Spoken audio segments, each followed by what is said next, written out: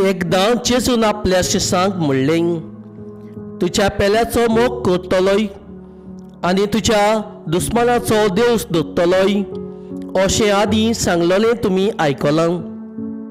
पूण हांव तुमकां सांगतां, तुमच्या दुस्मानाचो मोग करात आनी तुमकां पिडापीड दितोल्या पासत मागात। हे परी तुमी तुमच्या सर्गीच्या बापाची भुरगीं जातल्यान, कित्याक तो आपल्या सुर्या वायट तशेंच बऱ्या मनशांचेर उदेसो करता आनी आपलो पावस प्रमाणीक तशेंच फटकिऱ्या मनशाचेर घालता। तुमचो मोग करतल्याचोय तुमी मोग करशात जाल्यार तुमकां कसली मजुरी फावो? तोलेकारूय तशेंच करतात की ना?